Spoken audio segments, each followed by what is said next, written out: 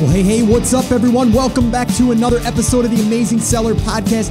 This is episode number 343 and session number 105 of Ask Scott. This is where I answer your questions here on the podcast, and I do it every single Friday, and I am pumped to be here today because I've got a lot to share with you, and I also want to answer some of those questions. Now, let me just remind you, if you want to ask your own question and have me listen to it and then possibly air it on an upcoming Ask Scott session, just head over to theamazingseller.com/ask, and you can do that. Leave a brief voicemail. Just include your first name, maybe where you're tuning in from, and then your question, and I'll do my best to air it on an upcoming show. I love doing this, guys. I look forward to this every single week, and I am totally pumped today. There's a lot of things I want to share with you. The one thing I wanted to start off with here, and I've talked about this, and you're going to hear me talk about this in the future, and I'm just going to really keep hounding you on this, and that is why?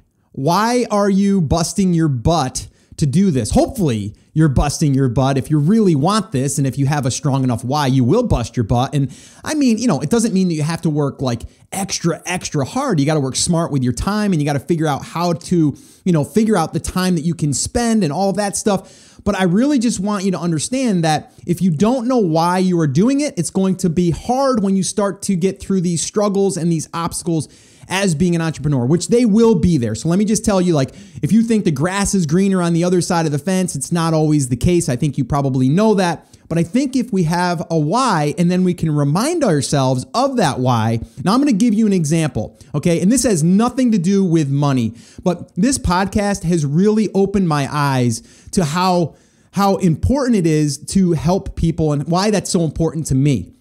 When I get notes, when I get thank you notes, which I have a board at, which I'm looking at right now, I have a board in my office that has a lot of these thank you notes pinned on this board.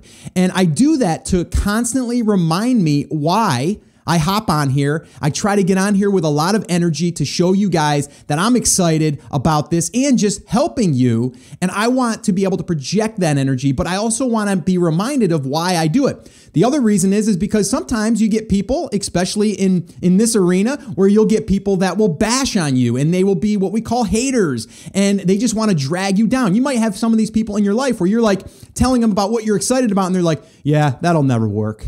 And you're like, oh, that was a downer, right? But if you have people around you that's going to constantly bring you up, it keeps you in that, that positive energy.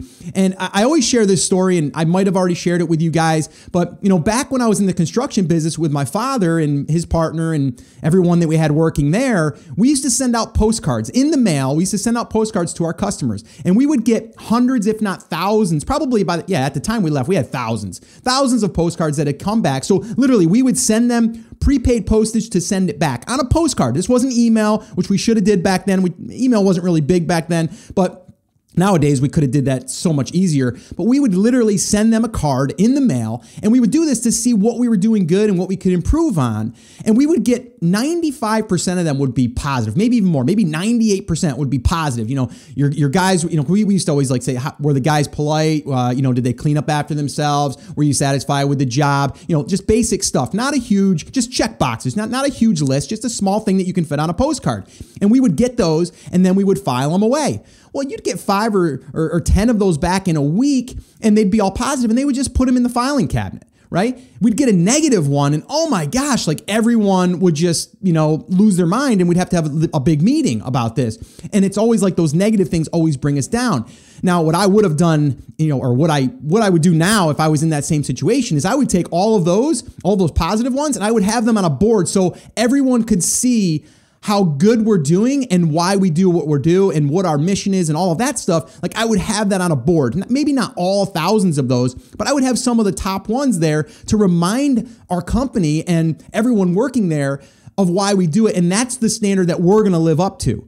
All right. So what I want to just encourage you is to maybe you're not receiving those thank you letters, or maybe you're not receiving any of that stuff right now, but anything that you have that can remind you of why you're doing it. And then also, if you do get some thank you notes from some of your customers, definitely post them on a board, or maybe you're going to do a follow-up with them on a postcard. Maybe go back old school and follow up with them in the mail and then get something back and actually be able to pin it up on a wall. I think that's a really positive thing for us to do as a business. So this way here we can see how we're doing as a company. And I think it's really, really awesome. And like I said, I have a personal notes board right here, and I have some that are handwritten, which it's not really public as far as how you find my address as far as the Amazing Seller podcast. I'm going to give you that address because I love receiving mail myself from listeners. So if you guys have not found that address, I'm going to give it to you. It's a P.O. box. So just pay attention right here. You don't have to write this down if you want. I'll give you a nice, easy link that you can use. But if you want to send a personal note, let me know how the podcast has impacted your life or what it's done for you.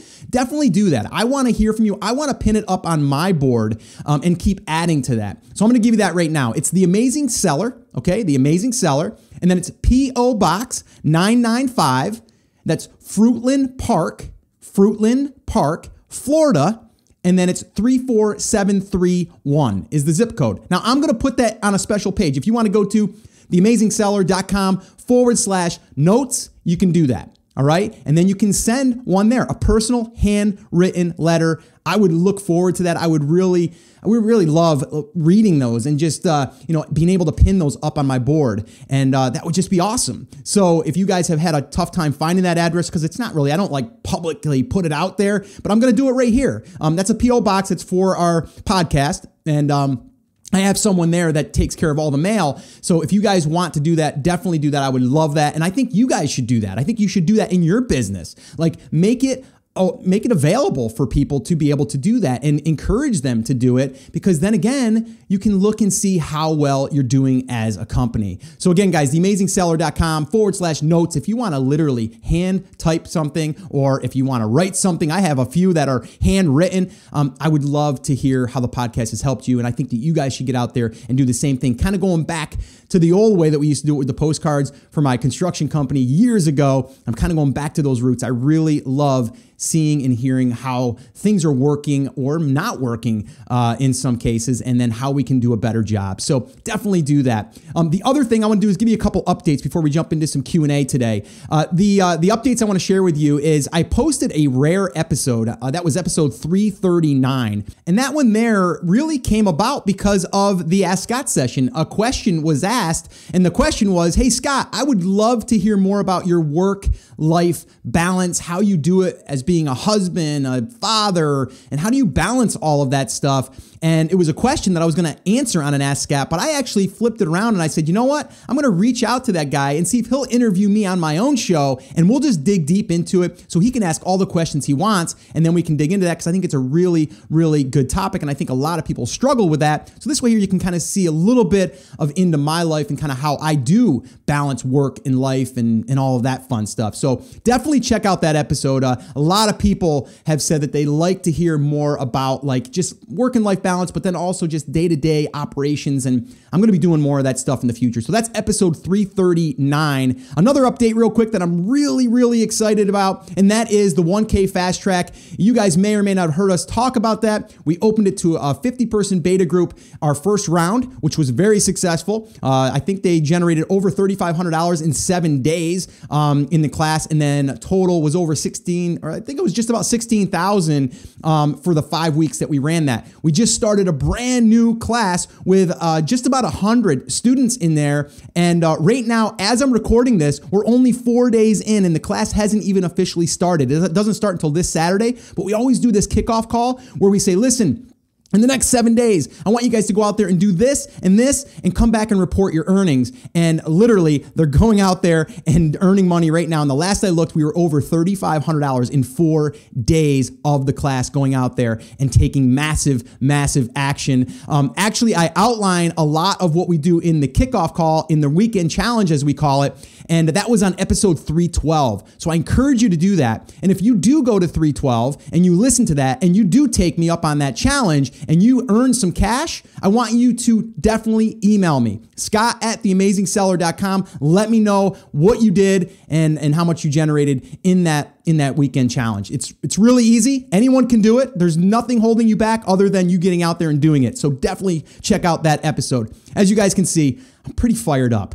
A lot of cool things going on, not to mention like all of the stuff that's happening too with our other brands that we're working with inside of, we're launching products on Amazon. We've got about 3 products that are in pre-production. They're going to be launching, and I can't wait to share some of the results from our first set of products that are going to be hitting Amazon soon. And then we're building a list already. We've got a list of over 6,000 people already currently. And we're also starting a new contest for that's building. And I think the last I looked, we had additional 300 emails in about 24 hours. So I'm going to be sharing all of the ins and outs of what we're doing there. And I'm really, really excited to do that. So guys, I'm going to try to calm down just a touch because I am fired up today. But let's go ahead and let's start answering some questions today. Let's go ahead and listen to today's first question, and I will give you my answer. Let's do this. What do you say? Let's kick this baby off. Hi, Scott. My name is Ivan, and I'm a 20-year-old student from Ukraine, Kiev, and I'm recording this voicemail from my rented apartment in the center. First of all, I would like to say that, man, I really, really enjoy your podcast. It's such an amazing thing, and it's so useful, and it has given me such a bunch of valuable information, and just keep doing that. I love that. So my question is, have you ever observed social media marketing and Facebook as one of the major sales funnels? I mean that you have talked about Facebook as a method of launching your product or making giveaways, making your mail list, but what about generating new sales?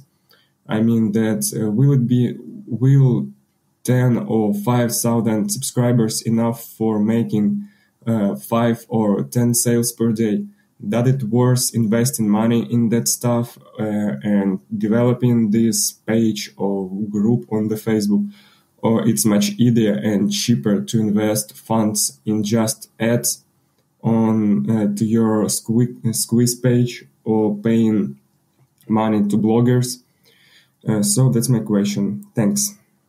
Ivan, thank you so much for the question. And I love it that you're a 20-year-old kid getting ready to jump into being an entrepreneur. I think it's really awesome. And from what I'm understanding out there, they're actually having classes at college now that's diving into entrepreneurship. And I think that's awesome, because years ago it was always kind of looked upon like, well, you just didn't want to get a job, and I really like that because, there are certain people that are built for this, that want this, but they don't have, the introduction to it either. And I think, yes, there's only so much you're going to learn in a college class. I think the best education is getting out there and doing it. And so many of my students have said that, like, Scott, now that I've actually gotten through that process, I've learned so much by going through that process, what worked, what didn't work, and some of the things I'm going to have to consider and all of that stuff. But I think it's great that they're introducing that. And I'm not sure if that's you or not, but I just love it that you are taking action and you're like, you know what, I want to give this thing a shot. And you got some really good questions, and you're actually thinking on the right terms as far as like what you need to do to build a brand or a business, not just focused on Amazon. And we are talking about launching on Amazon because it's a great platform to start with, and it's a great platform because everything's in place. But really, we should be thinking about too is how do we build that external list? And do we use social media? Do we use an email list? Do we use Facebook ads? Like, what is the right thing to do? So I'm going to give you my thoughts on this. And again, this is just my opinion, but it's what I believe in. It's what I practice. All right. So I think that social media is a great tool, okay, because social media is kind of like all of the different things that fall under social media. Facebook, you have Twitter, you have now Snapchat, you've got Instagram, you got Pinterest, you got all of these different platforms that they're classified as social media. Social media, for me personally, is a way to get attention on that platform, or to use that to grab the attention of that audience in a certain place where they've already been kind of like, hanging out. right? So think about like if you could go to a certain area or a certain group in your local town and you knew that they were all focused on, I don't know, like old muscle cars, and they had a meetup every Sunday, and you could go there and you sold stuff in that market, you're going to have a pretty good chance of them buying some of your stuff or at least being interested in your company. So what I like to do is I like to use those platforms to get awareness so I can then get those people to start paying attention to our brand. And, there's a lot of different ways that you can do that. But then not just directing them to Amazon to buy our product, but to really get them to become an email subscriber. So this way here, I can communicate with them later. And I can also use that email address to further target them. A great example is Facebook ads. We can actually target them and retarget them and get them back or get our message in front of them. So here's an example. Let's just say that I found a group on Instagram, and this actually is a real story. I've actually done this, and I actually share it in a case study that I shared, and you guys can go check that out. I'll put it in the show notes, but it's theamazingseller.com/build list. And we actually talk about how this all kind of unfolded. And I do this exact same thing in the brands that we're working with right now. So basically we found an Instagram page that had, it ranged. One of them had like 250,000, one of them had 500,000, one of them had 1 million. And I paid to get my post on there. So they will post your picture, because basically Instagram is a picture and a little bit of maybe in the bio, if you can get them to put something in the bio, like a link, but basically just an image. And that image is going to then say whatever it is that you want them to do or get their attention by that picture, right? Because it's image based. So what we did is we just did this big bundle in our market. So again, let's go back to the muscle cars. If I was into muscle cars, which I am kind of, I got a 73 Mustang.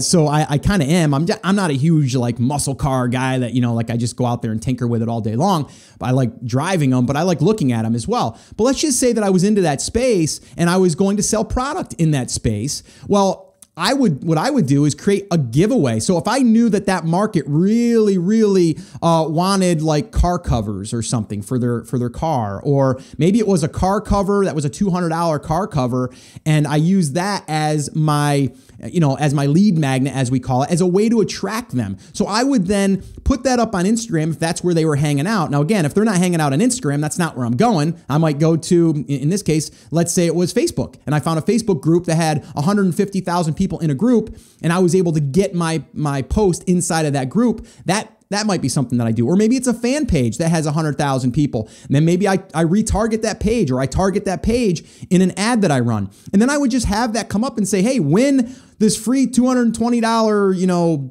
car cover, to protect your muscle car. And then maybe you have a couple other little things that go in there too. Maybe you have a whole cleaning kit, maybe a professional buffer or something like that, whatever it is, right? And let's say you got that up to a $250 value or a $300 value, and then you literally spend the money to buy those products. They're not even your products maybe. And then you are attracting the right customer, because maybe you sell something else that they can use on their car, okay? To maybe, maybe it's jacks, or, to jack up your car, or maybe it's some type of thing that's universal for muscle cars. I don't know that market, and I just kind of threw that out there randomly. I wasn't even prepared for that, but let's just say that was the case. Well, now I'm building an email list I'm extracting those people that are highly targeted in this space, and they're all raising their hands.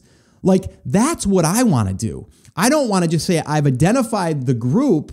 I want to then extract the ones that are really, really like into this market. And I want them to raise their hand. And the way that I get them to do that is I'll put something up of great value, a bundle, to get them to say, yes, I'm interested in that, get their email address. And then from there, I can then message them. I can give them a car tip every single week. I could give them maybe a guy doing a burnout at one of the meetups.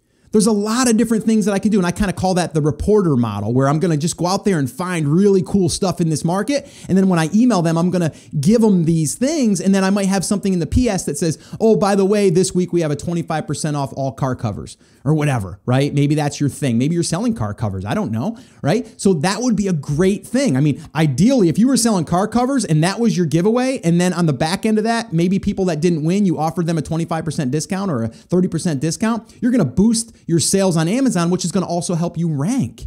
Right? So that's what I would do. I wouldn't necessarily say that you want to spend a ton of money building a platform on social media. I'd say you're able to go out there and tap into people that have already built this audience. That's the quickest way. Now, yes, if you can do both, now we've done that in one brand that we're working with. We're building a Facebook group, a Facebook fan page. We're also doing some Pinterest. We're also doing some Instagram, right? But all of that stuff is just getting the attention so then we can extract those people and put them on an email list so we can communicate weekly with them with other updates and little tips. And again, we're the reporter. Okay. So again, I mean, I can go on and on with this stuff. I love this stuff because I think it's a great discussion. And I think it's a great thing to do if you're building a brand of any kind because it's so powerful. But a lot of people don't do that. And in your case, you're asking, should I go out there and spend a lot of money building an Instagram page? And the answer is no, I wouldn't spend a lot of money building the Instagram page if it's a byproduct of you doing that. So an example would be, let's say that you're doing it on Instagram, which we've done, and you create an Instagram page. Well, with the Instagram page, you got to post 4 or 5, 6 things a day. You're going to want to do that to constantly stay fresh in the feed. If you can do more, do more. And then what you could do is when you run that giveaway or that contest, what you would do is you would say, here's what you got to do to enter the contest. 1, you have to like us on Instagram or, follow our page, right? And you would just give the @ whatever your page is. And then you would say, step 2, go to, www. And then give your link. So that way they have to go to that page to enter their name and email address, right? So some people are going to do both. Some people are just going to do the second one to enter the contest. But again, it's just, you're kind of double dipping. You're getting 2 things out of one ad spend. So if you're spending money on that ad to drive people to that page, well, at least now you're going to also get people to start following you on Instagram, and you're going to slowly build that page or Facebook or any social media platform. So again, I don't think people should build the Instagram page or the Pinterest page just to sell product. I think it's great to kind of get a community built around your brand. That would be awesome. If you could do a group, like if you were into muscle cars and you built like this awesome group where you had a community of guys hanging out in there and girls hanging out in there talking about muscle cars all day long. I mean, it's going to give you ideas for products. It's going to also allow you to build this strong community you could do local meetups and you could do all kinds of cool things. But I would not base everything on that. I would not be selling product in there necessarily. I'd be more or less allowing them to build the community or build the resources so then I can also have an email so I can follow up with them and remind them of maybe something that I posted inside the Facebook group.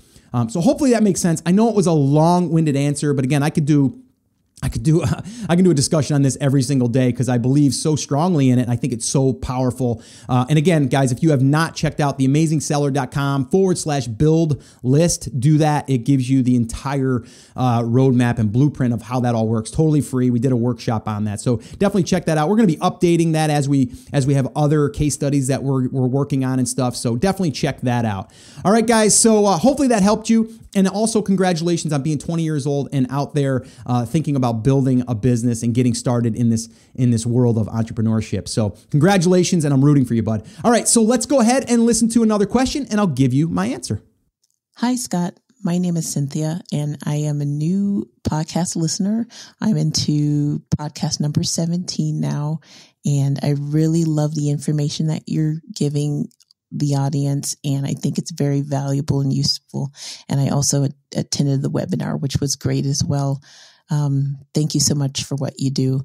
My question is, once you've found a product that you'd like to make modifications to after looking at reviews and looking at the competitor and what they have out there, do you need to have that product patented? I'm kind of unclear because it sounds like you're doing modifications to an existing product, but if that product is modified to your liking, that's your product, and you don't necessarily want anybody to mimic that or have the supplier sell that to someone else. So do you need to get a patent, or does that even work with doing this type of business? I'm kind of unclear about that, but if there's a podcast that you can lead me to, that would be great. And again, very much appreciate it. Thank you, Scott. Hey, Cynthia, thank you so much for the question. Thank you so much for being a listener, a new listener. And I want to say thank you. That's awesome. And I really do appreciate it. And I appreciate all the kind words. And yeah, to answer your question on patents and trademarks and all of that good stuff, I'm going to direct you to an episode that we did a little while back, episode 186. And I did an episode with Ted Limas, who is an attorney, and we talked all about that. But here's my thoughts on that. If you're going to launch a product and you're going to make some modifications to it, you can file for a patent, okay? And when you do that, it's going to be under the status of patent pending. And we just did one not that long ago. It's about $200, $250 to file that. But once you get to the stages of where you actually will be officially making it a patent and stuff, there's going to be more things that you're going to have to do. You are going to want to hire an attorney to help you with that process, and it will be more expensive at that time. But at that time, you'll probably know if the product's selling or not. So that's totally up to you if you want to go down that road, because then every product that you launch, if you're going to do this, you're going to have to file patents. That's more expense. That's more time and all that stuff. But I also want to say that depending on where you're sourcing this from, a patent is really only as good as you're going to be able to enforce it. So if you have a patent and someone does violate that patent, you're going to have to go through all of the necessary steps to enforce that, which means hiring an attorney, having proof of all of your stuff. And, it's at that point, it's like, is it really worth it? Or can you just kind of file something through Seller Central if it's through Amazon, or have your attorney send them something to kind of almost scare them off? Like, there's nothing saying that China or wherever you're having this thing sourced isn't going to go ahead and start making it for someone else. Now, you can put something in writing, have them sign it, but again, you would have to then go after these people. And for me personally, I'm about, MVPs, which is basically minimal viable product. Like, I want to do the least amount to get a product to market to see if it's going to work before I invest a ton of time and a ton of money into protecting it. Now, if you have something that's totally unique that, you've created, you've got your own like 3D modeling, and you've got like, maybe even 3D printing done, and you've really spent a lot of time on that stuff, that's a different story. But we're talking about if you're just adding a little bit of, a different look, or maybe you just customize the handle a little bit, or whatever it is, it might not be worth your time to do that. But again, I can't say, I don't know what you've done. I don't know how extensive it is. Your thing might not even be patentable. You might not even be able to get a patent for it because it's not modified enough. So again, I would direct you to episode 186. Anyone else that's listening about patents, trademarks, or copyrights, any of that stuff, we had a deep discussion on that. And definitely I would look into that. And again, I would find an attorney that you trust with, and actually I may even have a resource on that. So by the time this airs, I may have something on the resources page. I'm supposed to have lunch with a patent attorney that lives near me. Actually, he lives in Charlotte, and we're supposed to have lunch. We've been trying to make that happen. And, I may have a resource for you at that time. Right now, currently, I just say find your local patent attorney and start picking their brain. And it's going to probably cost you $100 or $200 to even talk to them. There are some services out there that it doesn't cost anything to file as far as like them to do it. It's just like the filing of the patent itself. But again, I don't have those resources off the top of my head, but I will locate something and put it on the resources page. The resources page, for any of you that don't know, is theamazingseller.com/resources. And I will have everything there for you. And that's always constantly being updated with resources of tools or things like this, patents or liability insurance or any of that stuff. That'll all be there as I become more aware of new, whether it's tools or whether it's services. I will put them on that page and keep that up to date. So, all right, hopefully that helped you, and congratulations on getting started, and keep me updated, keep me posted. I want to hear your progress, and I want to hear how you're doing. So definitely do that. All right, guys, let's listen to one more quick question before we wrap up today, and I'll give you my answer, and then we'll call it a day, and you guys can wrap this up and have an awesome weekend. What do you say? Let's do it. Hey, Scott, this is Rich. Fighting off a little bit of a cold here, so forgive me. I have a question for you to answer for me and the audience. And you've probably done this in the past, I'm not sure, but what is what does it mean to have a bestseller ranking under the 3,000 and over the 10,000? If you could kind of explain those, the reason for those ranges. I found a product recently that's in the 650 BSR range, and I'm just trying to figure out what I would get myself into if I purchased this product and pursued it. If you could give us an idea of what would happen if we choose something below the 3,000 and above the 10,000, what those scenarios would look like. I really appreciate everything you've done. I tell everybody about you all the time and encourage all my friends to stop running the rat race and be your own business owner. But thank you. Really appreciate it from all of us. Have a great day. This is Rich, out. Hey, Rich, thank you so much for the question, and thanks so much for being a longtime listener. I appreciate that. It means a lot. So let me dive into your question. And what I want to say here, though, is, a lot of people, they base all their decision on the BSR, bestseller rank, for anyone that's brand new that's listening to the podcast. BSR is a bestseller rank. Most categories have that on their listings. Amazon gives them a rank that's always changing. Hourly, it's changing. And it's all based on sales. And that's a way for us to get a gauge as how well a product is selling. Now, there's tools like Jungle Scout that will also help us see that, because they've taken that into consideration, and then they've done some really cool things with an algorithm, and they can kind of project, or not project, they can actually see what the past sales, well, I guess they could project. They can kind of tell us like what it's done over the past, month or a year, and they kind of take an average and kind of do all of that stuff. So if you want to really understand numbers, I would say Jungle Scout would be that tool that would give you a really close idea without even worrying about BSR. If you guys are starting from scratch, I think Jungle Scout is probably the number one tool that I would recommend, like out of the gate. Like if I had a buddy come up to me right now and go, Scott, I really want to get started in this thing. What do you suggest I do? I'd say, well, number one, do your touch list. I tell everyone to do that. Figure out what's happening in your own life with things that you're touching, products. If you're into muscle cars, like I said before, obviously you're going to have a lot of stuff there. If you work on muscle cars, there's tools that you use, this, that, and the other thing. And then you can start to see if there's any opportunity there for you. And using a tool like Jungle Scout is going to make that a lot easier, a lot faster, and it's not that expensive. If you guys have not checked out Jungle Scout, if you guys are brand new, I definitely recommend you doing that. There's two versions. There's the extension, which goes in Chrome, which that's the one I would recommend first. And then there's the web app, and that one there is more about this product discovery. But if you guys want to get a discount on that, I am an affiliate for Jungle Scout, but I use the tool almost every day. I know Greg Mercer very well. We're good friends, and it's a great product, great company. You can get a discount on that if you head over to theamazingseller.com/JS for Jungle Scout, or you can just go to the resources page. But I think that's the one tool that I say everyone should have when they start, because it's going to speed up that process and you're not doing that much guessing. You're letting them guess for you, but they have some algorithms that make it really close.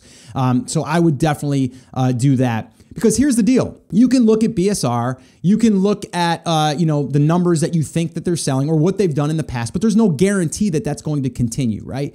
There's no way that you can do that, other than sometimes you have to trust your gut. You also have to see if it's a trend that's on the up or if it's on the down, right? You got to look at those different things. And if you think that there's a product that's selling well right now and you can put your own spin on it or make it better by looking at reviews and all that stuff that we've talked about in the past, then, there's no reason to do a test order. I like doing smaller test orders, like 250 to 500 units is a good batch of test products that you can really see if it's going to work, and you can get you can get some marketing behind it. You can do some promotions. You can even build a little bit of a list and do a launch, like all of those things. And I think the one thing that a lot of people they miss out on is looking at the number of reviews. And if it's still selling well and it has low reviews, then that's a good opportunity for you, because then that means that you don't have to battle and you don't have to fight for reviews. You can let them naturally happen, which I think is going to be very important moving forward. But this way here, you know that it's got steady numbers and it's not driven by reviews. So again, and I wouldn't just look at one or two sellers. I'd look at probably 5 sellers so they can all validate that this is a good market and a good product to go into. So again, to answer your question, that is really a moving target. I've given the example, like if you can find a product in certain categories that's, 10,000 or less, it's a pretty good market, but you could say that same thing and go into a market or a category that's not that popular. And you look at that 10,000 and they're selling like one a day, if that, or maybe one every 2 days. So it's going to change. That's why using a tool like Jungle Scout will definitely help and speed up that process and also take a little bit of the guesswork out of it for you. So hopefully that's helped you. Again, I wouldn't want to give you a BSR number. Like if you said it's 650 in a good, well, heck, not even in a really good category, they're still selling some per day. But if you found something for 650, a BSR of 650 in home and kitchen, for example, or beauty or one of those categories, selling lots, right? And sometimes that might be too much. Like sometimes that will make me not want to go into that space because then I know that they're a target. There's other people that are trying to get into this business that are going to go after those because they have great numbers. They might be selling 50 a day. And that's not really my strategy. I want to go after products that I can land and I can sell without having to put a ton of marketing behind it, where I don't have to do a massive giveaway and play that game. And I have to worry about competing on reviews, and I have to worry about 10 other people coming in every single week. Like those are the ones that people are going after because they want that home run. Like I want base hits, and I think that everyone should go after base hits, and I think there's more opportunity there. So hopefully this answered your question. And for anyone out there that's thinking about product research, definitely check out episode 189. That one there, I go through, number one, taking the information and then really going back and looking at the history and then looking at the trends and all of that stuff to really make it an easier process for you to make that decision by not just looking at the surface numbers. Because a lot of times we can get fooled by the surface numbers and then we get the product and we're like, well, wait a minute, why aren't there any sales? Even my competitor doesn't have many sales now because they just ran a massive promotion and they've only been selling for a month and a half. We got to go back and we got to look at the history. We got to look at the trends. We got to look at all that stuff. And I do that in episode 189. And I'll probably be doing an update on that one. Not much has changed, but I think I should probably just revise that a little bit. But 189 will give you a really, really good idea on how to look at a product and then do a little bit more data in the background. So this way here, you can have a better chance of landing a product that's going to sell and you're not going to be fooled by the numbers on the front end. So hopefully this has helped you. Again, thank you so much for the question. And everyone else that submitted questions, I want to thank you. And if you have submitted a question and haven't gotten to it yet, be patient. It still may air on an upcoming show. I'm trying to stay as up to date as I can, but they're coming in faster than I can answer them. But don't let that discourage you. Definitely ask your question and I'll do my best to get to it. You can head over to theamazingseller.com/ask and you can do that. You can ask a question. And then the other thing is, I want to remind you about sending in a note. I would love to receive a personal note for you so I can pin it up on my board. I'm going to probably do a video of my office and my workplace, and I'll show you that board, and who knows, maybe your note will be up there. But go ahead and send me a note. Handwritten note would be awesome, or type it, whatever. But you can do that by heading over to theamazingseller.com/notes, and I will leave the address there that you can send it, and then I will get them generally about every 2 weeks is when that mail will get sent to me directly. All right, so guys, that's it. That's going to wrap it up. Remember that the show notes can be found at theamazingseller.com/343. Transcripts, show notes, links, all that good stuff will be there. And you can get all the goodies on that page. All right, guys, so that's it. That's going to wrap it up. Remember, I'm here for you. I believe in you, and I'm rooting for you. But you have to. Come on, say it with me. Say it loud. Say it proud. Take action. Have an awesome, amazing day, weekend, wherever you are, and we'll see you on the next episode. Take care.